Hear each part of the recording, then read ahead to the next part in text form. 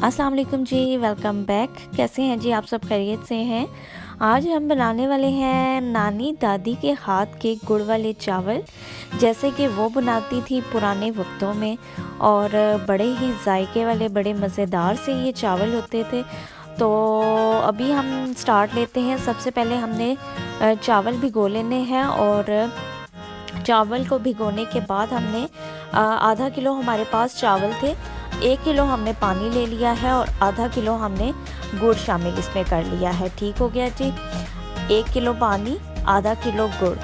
इसको हम चूल्हे पे की फ्लेम ऑन करके इस पे रख देंगे, और साथ ही इसमें 1 चाय का चम्मच सौंफ चली जाएगी।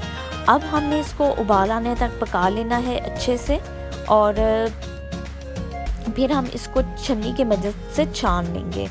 अब हम एक सेपरेट देचकी में, कढ़ाई में घी ले लेते हैं। 1 कप घी हमने ले लिया है। इसको हम हल्का सा गर्म कर लेंगे।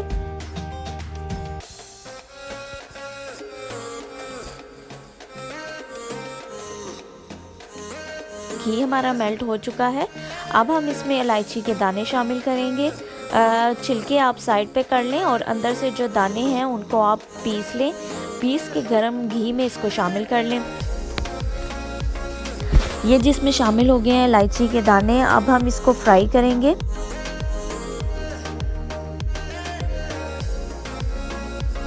एक से 2 मिनट के लिए इसको हमने फ्राई करना है, और इसके बाद हम इसमें ड्राई फ्रूट्स डालेंगे।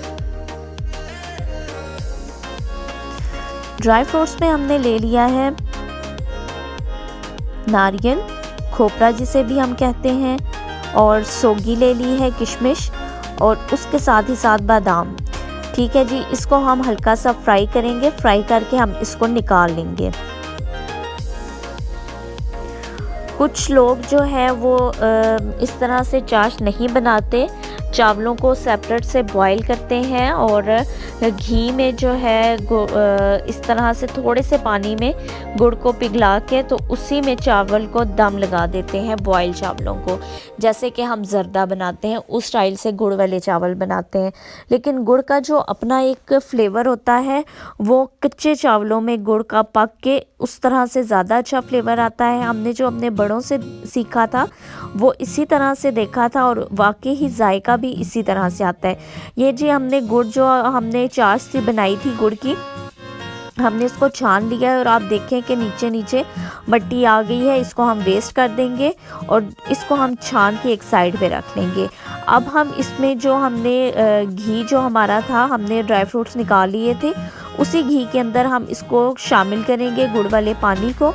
और इसमें से भी हम थोड़ा सा एंड वाला जो पानी होगा हम रख लेंगे। अभी आप देख सकते हैं कि पानी ये वाला बिल्कुल साफ़ है, इसमें कोई मिट्टी वगैरह नहीं है, लेकिन फिर भी हमने नीचे वाला जो 1 से 2 घूंट पानी था वो हमने इसमें छोड़ दिया है, गुड़ वाला।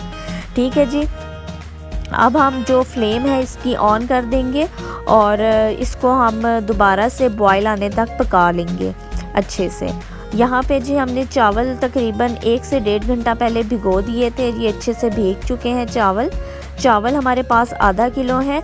आधा किलो ही हमने गुड़ लिया था, और 1 किलो हमने पानी लिया था। 1 कप हमने लिया था घी, 1 पाव मतलब घी हमने ले लिया था। ठीक है जी। अब इसको उबाल आ चुका है। अब हम इसमें शामिल करेंगे चावल। जितने चावल होंगे उतना ही आपने गुड़ ले लेना है। ठीक है। और उससे आधा जो है क्वांटिटी में आपने घी शामिल कर देना है। घी को आप अंदाजे से भी शामिल कर सकते हैं। अगर आपको मेजरमेंट का नहीं पता चलता तो फिर आप 2 कप चावल हैं तो 1 कप घी ले लें। ठीक हो गया। अब हमने इसमें शामिल कर दिए हैं चावल। अब हम इसको दरमियानी फ्लेम पे अच्छे से पकाएंगे, कुक करेंगे चावलों को।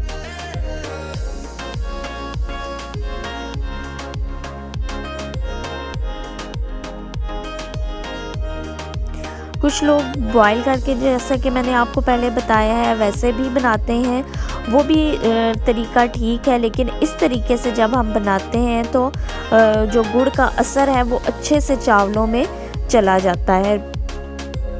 तो इस तरह से ये चावल अब पानी आहिस्ता आहिस्ता से सोख कर रहे हैं, और जैसे ही इनका पानी खुश्क हो जाएगा, यहाँ पे जी पानी तकरीबन 10 मिनट लगे थे, पानी तकरीबन खुश्क हो चुका था। अब हम इसको दम लगाएंगे।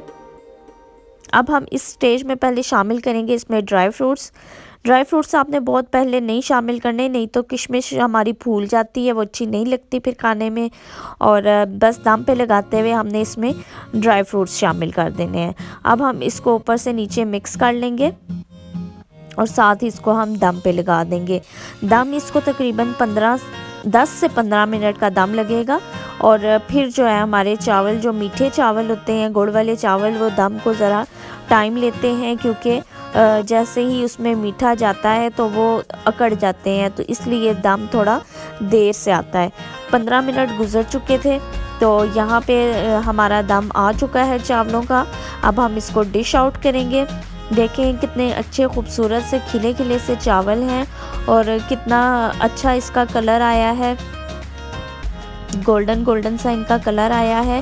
یہاں پہ جی چاول ہو چکے ہیں ہمارے ریڈی، اور اس ریسیپی کو ضرور ٹرائی کریں اپنا، اور اپنے پیاروں کا خیال رکھیں، دعاؤں میں یاد رکھیں جی۔ اللہ حافظ۔